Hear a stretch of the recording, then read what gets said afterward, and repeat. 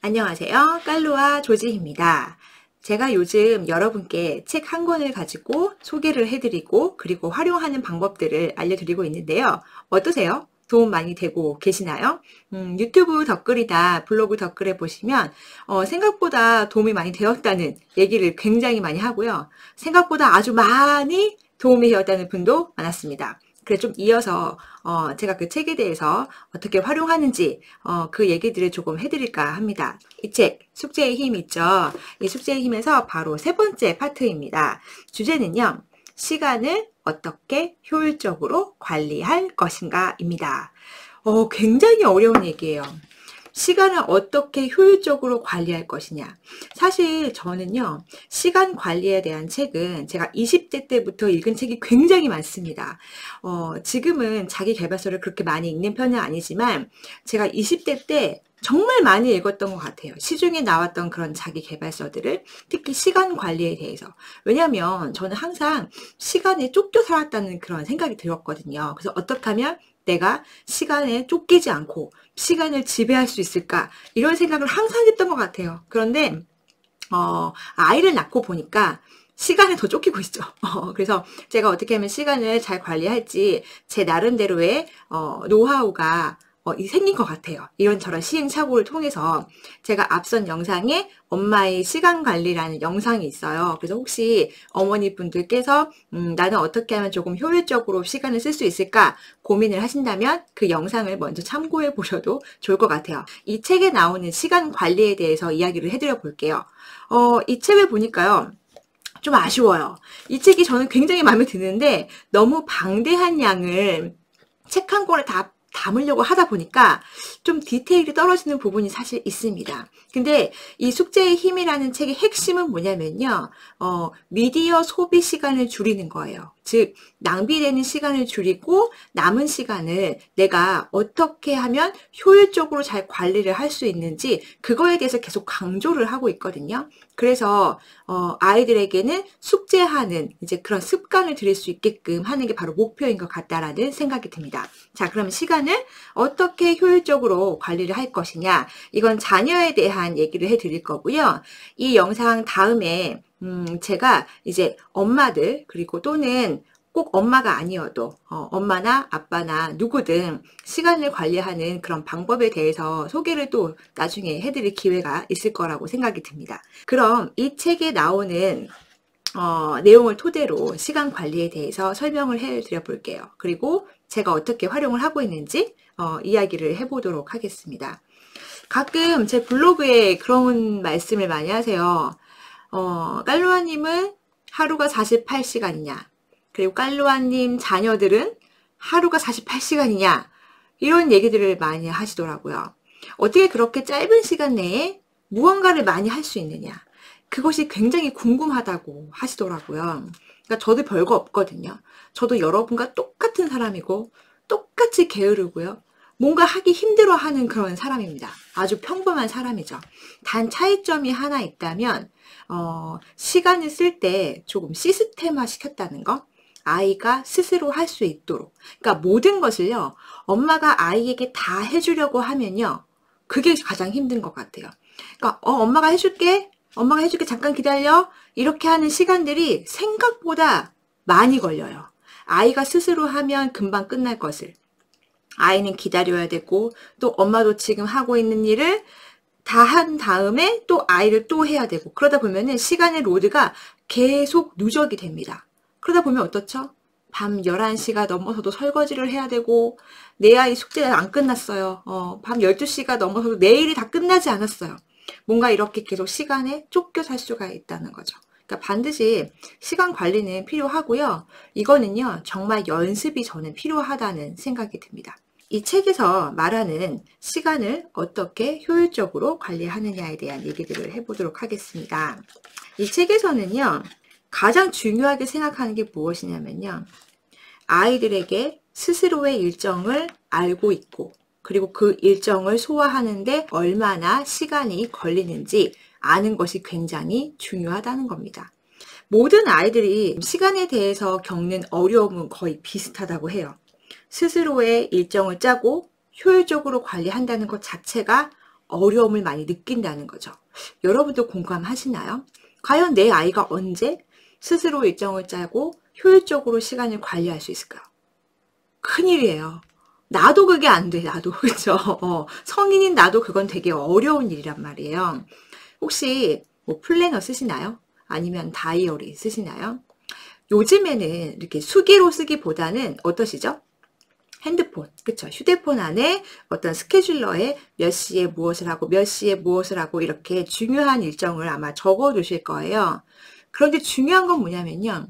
내 아이의 중요한 일정을 엄마의 스마트폰 안에만 들어있다는 거예요. 그 얘기는 뭐죠? 아빠는 무슨 일이 일어나는지 알 수가 없다는 거죠. 그리고 또 하나는 뭐죠? 내 아이도 모른다는 거예요. 내 자신의 일정인데, 나의 일정인데, 엄마만 알고 나는 몰라요. 그러다 보니까 항상 엄마에게 의존을 하게 되겠죠. 자, 그럼 어떻게 해야 될까요? 엄마 스마트폰 안에 있는 아이의 일정을 밖으로 꺼내줘야 합니다. 이 책에 그게 나와요. 전 정말, 정말 훌륭하다. 그런 생각이 듭니다. 누구나 알고 있지만 실천하기 어려운 그런 일들이거든요. 아이의 일정을, 나의 일정을 스스로 안다는 게 저는 굉장히 중요하다고 생각이 듭니다. 저는 그래서요, 주말에 아이한테 이번 주의 일정에 대해서 이야기를 해주고요. 굵직굵직한 큰 일정들은 월별로 정리를 해서 이야기를 해주는 편입니다. 엄마가 꼭 비서 같죠? 예. 근데 지금은 그게 필요할 때예요. 특히 아이가 초, 중, 고등을 지내는 기간 동안에는요, 아이는 뭘 해야 돼요? 나의 관리도 해야 되지만 공부도 해야 되고요. 사실 아이들 너무 바쁩니다. 근데 이런 스케줄 관리까지 꼼꼼하게 아이가 챙기는 게요, 쉬운 일이 아니라고 생각이 들어요. 어쨌든 부모님의 서포트는 필요하다는 생각이 들거든요. 모든 것을 다 아이가 스스로 하기를 바라신다면 그냥 아이를 버리는 거랑 전 똑같다고 생각해요. 네, 뭐냐면 적어도 아이가 스스로 할 수 있는 힘을 길러준 다음에 내보내셔야 된다는 얘기예요. 그냥 무조건 야 이제 너 컸으니까 네가 알아서 해야지가 아닙니다. 그 습관은 누가 만들어줘야 하죠? 우리 부모님이 좀 도와줘야 된다는 얘기예요. 갑자기 엄마 아빠의 책임이 굉장히 크게 느껴지죠. 아니 그러면 엄마 아빠가 다 하라는 얘기야? 이럴 수도 있는데 다 해주라는 얘기가 아닙니다. 이 책 안에 무엇이 나오냐면요. 자율 양육과 허락 양육에 대해서 나오고 있습니다. 이 책이 지향하는 것은 잘 양육을 해라 이거거든요. 아이가 나중에 스스로 시간을 관리할 수 있게요. 네, 바로 그겁니다. 자, 이 책 안에요. 내 안에 생체시계라는 말이 있습니다. 생체시계. 되게 오랜만에 들어봐요, 저도. 여러분의 생체시계를 알고 계시나요? 알람을 하지 않아도 내가 아침에 고정적으로 일어나는 그 시간대가 아마 있을 거예요.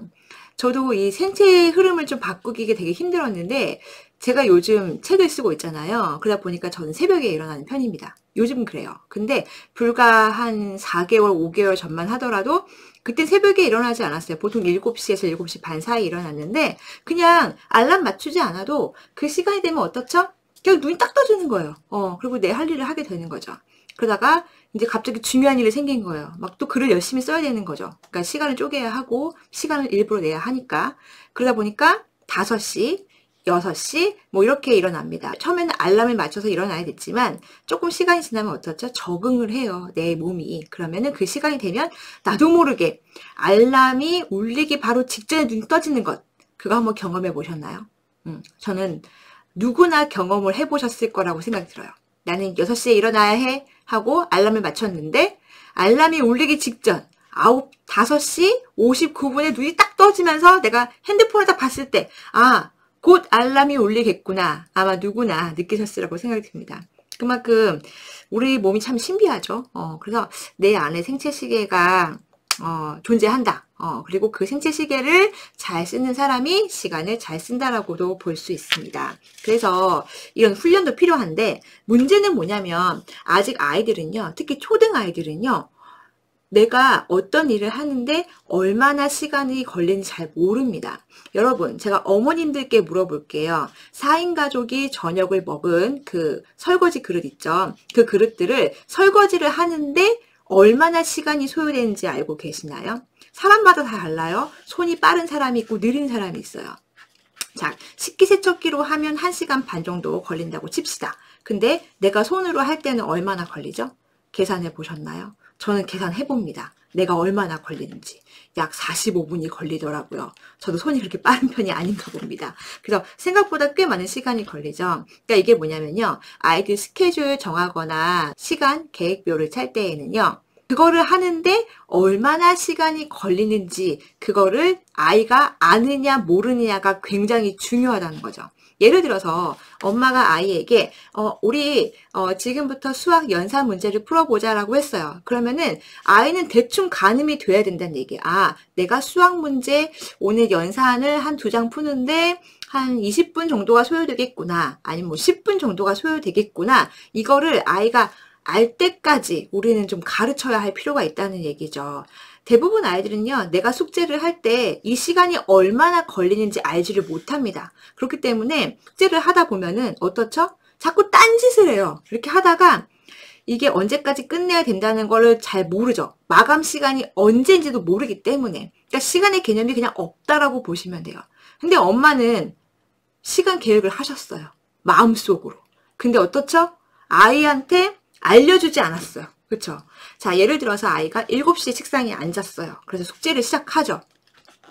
야, 수학 숙제 해? 했어요. 그럼 아이가 숙제를 해요. 근데 1시간이 지나도 숙제가 안 끝났어요. 그럼 엄마는 어떻죠? 너 뭐 하는데 아직 숙제가 안 끝났느냐. 2장밖에 안 됐는데. 근데 이 2장밖에 안 되는 거를 아이가 정말 집중해서 풀었을까요? 잘 보셔야 된다는 얘기예요. 그래서 우리가 딱 이렇게 눈을 지켜봐야 된다는 얘기죠. 실제로는요, 내 아이에게 가시적으로 내가 시간을 어떻게 쓰고 있는지 눈으로 보여주는 것도 굉장히 중요한 것 같아요. 그러니까 예를 들어서 7시 숙제를 해요. 그러면 자, 지금 7시야. 이제 수학 숙제를 해보자. 그리고 시간이 얼마나 걸리는지 엄마가 체크해 볼게라고 얘기를 하셔도 좋다는 얘기예요. 그럼 아이들은 시간을 체크한다고? 그러면은 가급적 조금 빨리 끝내고 싶은 그런 마음이 들기도 할 거예요. 자신도 이 시간이 얼마나 걸리는지 궁금해 할 수도 있어요. 그래서 약간 평소보다는 조금 딴짓하는 게 조금 줄어들 수가 있겠죠. 근데 매번 모든 숙제를 그렇게 할 필요는 없고요. 맨 처음에 습관 들이기 전까지는 아이가 어떤 일을 하는데 시간이 얼마나 걸리는지를 측정을 해볼 필요가 있다는 거죠. 아이들이 세수할 때, 머리 감을 때 시간이 얼마나 걸리는지 알고 계세요? 그거 한번 체크를 해보셔야 됩니다. 내 아이가 어떤 일을 하는데 얼마나 시간이 걸리는지. 그렇죠? 자, 이것이 바로 이 책에서도 나오는 시간관리법 중에 한 가지예요. 어떤 일에 얼마의 시간이 걸리는지를 알게 하는 게 바로 첫 번째 단계라고 얘기를 합니다. 저랑 비슷해요. 비슷해요. 이게 바로 시간 계획을 짜는 가장 기본적인 방법이기 때문에 그런 것 같습니다. 저는요, 아이가 초등학교 입학을 할 때 선물로 무엇을 해줬냐면요. 노트북과 바로 손목시계를 해줬습니다. 손목시계 굉장히 중요해요. 이런 아날로그 손목시계. 그러면 아이들이 조절을 하기 시작해요.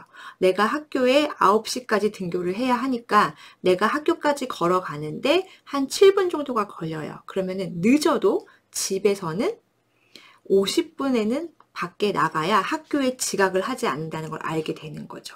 이렇게 대충 시간을 가늠하는 그런 연습들이 몸에 배어 있어야 합니다. 그러니까 시간을 너무 타이트하게 쓰지도 않고 그리고 너무 느슨하게 쓰지도 않게 하게 바로 이렇게 적절하게 쓰는 방법들을 알려주는 거죠. 이 책에 이런 내용들이 나옵니다. 몇 가지를 좀 중요한 것만 읽혀드릴게요. 시간을 정확히 정하라고 나와 있어요. 사람이 어떻게 매일 그렇게 정확하게 그 시간에 무엇을 할까요? 이 얘기는 뭐냐면요. 루틴한 일들, 그 다음에 매일 꼭 해야 할 일들이 있을 거예요. 꼭 해야 할 일들에 대해서는 시간을 정하는 게 중요하다고 생각이 듭니다. 자, 그 다음에 아이들에게 이 시간이 얼마나 걸리는지에 대해서 그 시간에 대해서 말을 꼭 하라고 얘기를 합니다.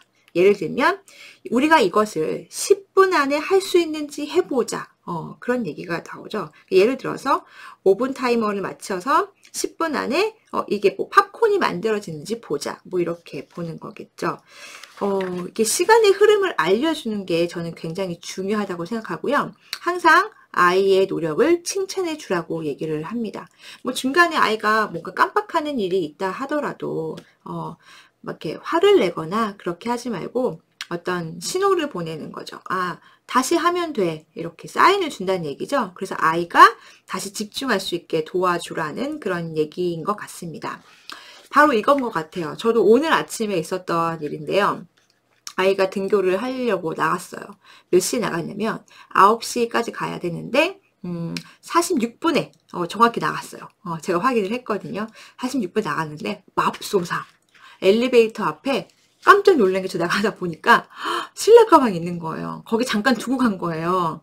그래서 어떻게 해야 되나 하면 저도 전화를 사실 하긴 했거든요. 전화했는데 전화를 안 받더라고요. 근데 갑자기 엘리베이터 띵 울려요. 보니까 다시 돌아왔어요. 그랬더니 중간에 걸어가다가 생각을 했대요. 시간을 보면서요. 학교에 이제 보조 실내화 같은 게 있대요. 그래서 만약에 학교에 지각을 할 것 같으면 그냥 학교를 가려고 했고요. 집에 갔다 올 시간이 된다고 판단이 되면은 실내화를 가지러 와야겠다고 생각을 했다고 하더라고요. 근데 시간을 보니까 계산을 해보겠죠. 자기가 왔다 갔다 계산을 해보니까 실내화를 집에 있는 거를 가지고 가도 늦지 않겠다고 판단이 돼서 다시 집에 온 거죠. 저도 그때 사실 되게 고민했어요. 이 실내화 가방을 들고 밖으로 뛰쳐나갈 것이냐. 아니면은 그냥 아이가 스스로 해결하도록 좀 기다려 줄 것이냐.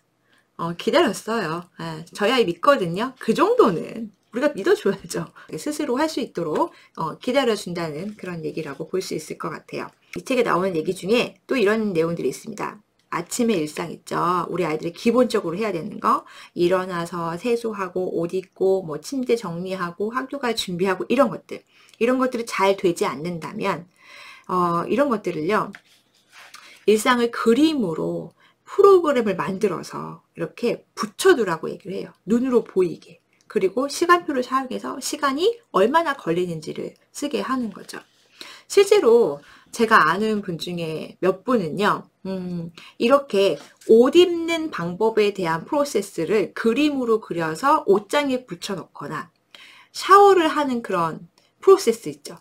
먼저 세수를 한다, 머리를 감는다, 몸에 비누칠을 한다, 이런 거 있잖아요. 굉장히 아이들에게는 단순하지만 잘 못하는 것들이 있어요. 그래서 그런 것들을 이제 그림으로 적어서 이렇게 붙여놔서 아이가 보고 스스로 하게 하는 거죠. 여러분 그거 생각나세요? 지금은 안 그러는데 예전에 목욕탕에는요, 그게 써 있었던 것 같아요.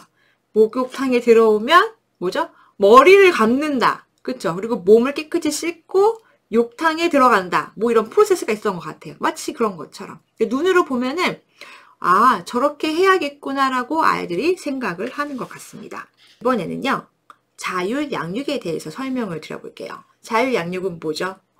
말이 좀 어렵죠? 말이 좀 어려운데 아이가 스스로 할 수 있도록 도와주는 그런 양육 방식을 이야기를 합니다. 엄마가 다 해주는 게 아니죠. 그래서 어떻게 해야 하는지 이 책이 굉장히 자세하게 나왔는데 제가 한번 읽어보도록 할게요.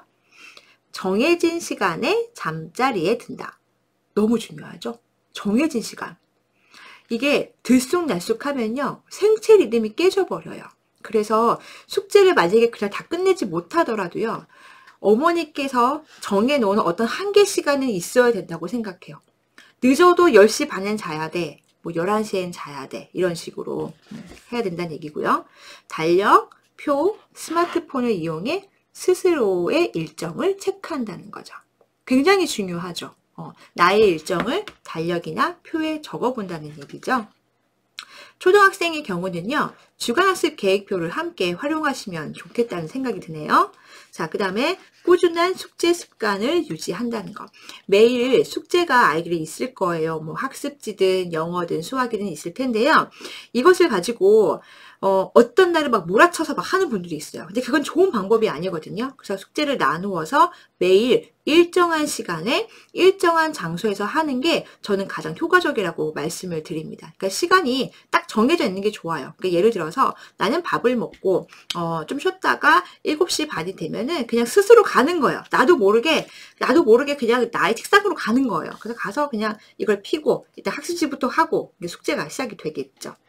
자, 그 다음에 운동, 클럽 활동, 독서에 참여한다는 거죠. 너무 중요하죠. 운동 같은 활동은 굉장히 중요하고요. 정기적으로 집안일을 한다. 그리고 제 시간에 침대를 정리한다. 침대 정리하는 아이들 많나요? 거의 없을걸요? 거의 아침에 일어나면 어떻죠? 내 몸만 스르르 빠져나오죠. 뭐 심지어 뭐 저도 그럴 때도 있는데요. 근데 그 잠깐 침대를 정리하는 것과 안 하는 것은 차이가 있습니다. 그래서 아이에게 자신의 침대는 스스로 정리하는 습관을 꼭 가르치면 좋겠다 생각이 들어요. 저는 아이에게 이 습관을 어떻게 들였냐면요. 자고 일어나서 침대를 정리하고 나오지 않으면 나쁜 일이 생길 수도 있대. 이렇게 한번 얘기를 해봤거든요. 그랬더니 그게 기억이 났나 봐요. 그래서 이렇게 나오다가 맞다. 잠깐만 엄마 나 침대 정리 좀 하고 올게. 이러는 거예요. 그러면서 이불을 이렇게 정리를 하더라고요. 그래서 습관이 잘 됐나 보다 이렇게 얘기를 했죠. 근데 그게 아니라 바로 그거였어요. 혹시 나쁜 일 생길까 봐. 오늘 나쁜 일 생길까 봐. 그 얘기를 하더라고요. 자, 그 다음에 어린이용 아날로그 시계를 착용한다. 아이들에게 시계를 꼭 선물해 주시길 바랄게요. 그 다음에 자기 물건들을 정돈한다. 이게 굉장히 중요해요. 그래서 아이 방에는요, 아이가 정리할 수 있는 서랍장 같은 것들이 필요할 것 같아요. 그래서 어느 위치에 뭐가 있고 스스로 알아야 돼요. 스카치 테이프가 어디, 색연필이 어디 이렇게 있는 것들을 되게 아는 게 중요해요. 왜냐하면 정돈이 되어 있으면요, 물건을 찾는데 시간을 허비하지 않아도 돼요. 정돈된 환경은 시간을 아낄 수 있는 가장 좋은 방법이라고 생각이 듭니다. 취침 시간 이후 방에서 미디어 기기를 사용하지 않는다. 너무 중요하죠. 이거는 아마 중고등학생에게 해당이 될 것 같습니다. 보통 아이들이 어때요? 자는 시간에 방에 들어가는데 휴대폰을 가지고 가잖아요. 그러면 이렇게 이불 속에서 막 몰래 막 이렇게 채팅 같은 거 하는 친구도 있어요. 뭐 카카오톡도 하고 SNS도 하고 그러다가 어떻게 되죠? 잠을 안 자요, 애들이. 그래서 막 새벽 2시, 3시 막 깔깔대고 있다가 그러다가 잠들고. 그러다 보면 늦잠 자요. 그리고 학교 지각하죠. 그렇기 때문에 미디어 기기를 잠자러 들어갈 때에는 반납하고. 그러니까 제가 보기에는요, 이런 방법이 좋은 것 같아요. 거실에요, 휴대폰 충전소를 하나 만드는 거예요. 그래서 모든 가족이 잠자러 들어갈 때에는 휴대폰을 거기에 다 두고 가는 거죠. 엄마 아빠도 마찬가지예요. 아이한테는 하지 말라고 해놓고서는 엄마 아빠는 핸드폰 가지고 이제 침대에 들어가서 막 이것저것 보다가 뭐도 하다가 이렇게 자는 거예요. 그런 모습을 보면은 왜 엄마 아빠는 하면서 나는 못하게 하지? 이런 생각이 자꾸 들 수 있거든요. 그래서 이런 규칙들은 부모님과 아이가 함께 하시는 게 좋을 것 같아요. 그럼 알람은 뭘로 맞추나요? 라고 하시는데 알람 시계를 따로 구매하시면 되죠. 얼마 안 하죠. 네, 그런 습관들을 좀 우리가 몸에 익혀야 된다고 생각됩니다. 그리고 곧바로 잠이 든다. 이렇게 나오죠.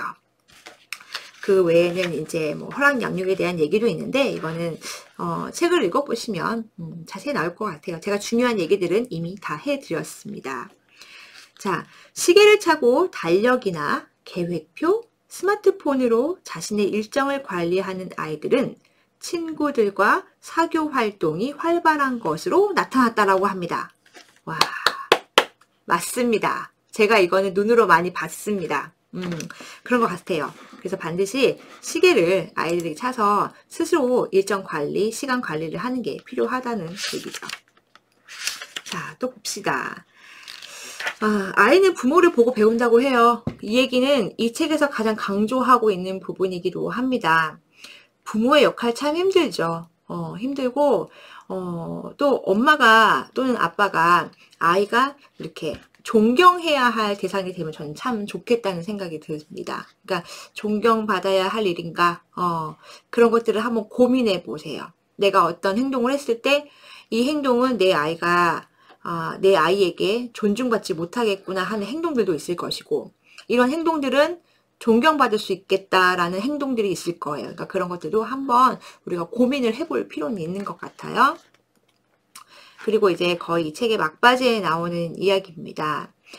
자, 매일 당신의 자녀를 잠시 앉혀두고 오늘의 일과에 대해 이야기를 하고 계획표를 점검하고 부가적인 도움이나 시간이 필요한 특별한 일이 있는지 살펴보는 일은 아이들에게 크나큰 도움이 된다.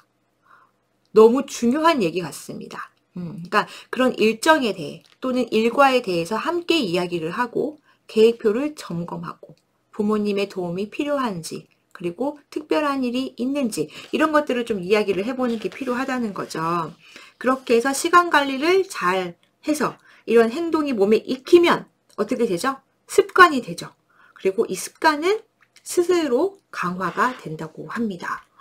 그렇죠. 저도 이렇게 되면 너무너무 좋겠습니다. 자, 이렇게 되면은 아이들은 어떻죠? 자기 통제와 독립심을 느끼고 스스로에 대한 자부심을 갖게 된다는 거죠.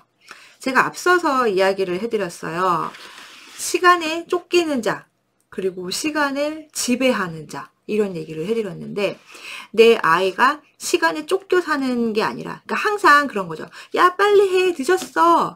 빨리 가자. 후다닥 막 나가요. 나가고, 엄마 이거 어떡하지? 야, 빨리빨리 해. 급해. 매일 이렇게 시간에 쫓겨 사는 게 아니라, 아, 지금은 몇 시이고, 그 다음에 우리는 몇 시까지 나가야 하니까, 지금 뭐 미리 준비해서 나가자. 그래서 우리 주변의 사람들을 살펴보시면요. 약속 시간에 항상 늦는 사람이 있고요. 제일 빨리 오는 사람이 있고요. 그 다음에 정시에 오는 사람이 있습니다. 여러분은 어떤 유형에 속하시나요? 매일 늦는다고 하면 그 사람은요, 시간을 조금 앞으로 돌릴 필요가 있겠죠. 그러니까 다른 사람보다 미리 준비를 하는 거예요. 5분이나 10분 정도만 미리 준비해도 그 시간을 아낄 수 있다는 생각이 들거든요. 그러니까 본인의 그런 생체, 그 다음에 시간 패턴 이런 것들을 잘 생각을 해보셔야 되고 내 아이가 어떤 일을 하는데 얼마나 시간을 걸리는지 그런 것들을 체크를 해볼 필요가 있다는 얘기입니다. 오늘은 이렇게 시간 관리에 대해서 이야기를 해드렸는데요. 여러분께도 도움이 되셨으면 좋겠고 그 다음에 가장 핵심이 뭘까요? 일정을 서로 공유를 하고 그 다음에 그 시간이 얼마나 걸리는지 내가 주도해야 된다는 그런 생각이 드는 거죠. 시간이 언제 얼마나 걸리는지 아는 것이 굉장히 중요하다는 얘기죠. 여러분 자녀와 여러분의 시간 관리에 도움이 되셨으면 좋겠습니다. 감사합니다.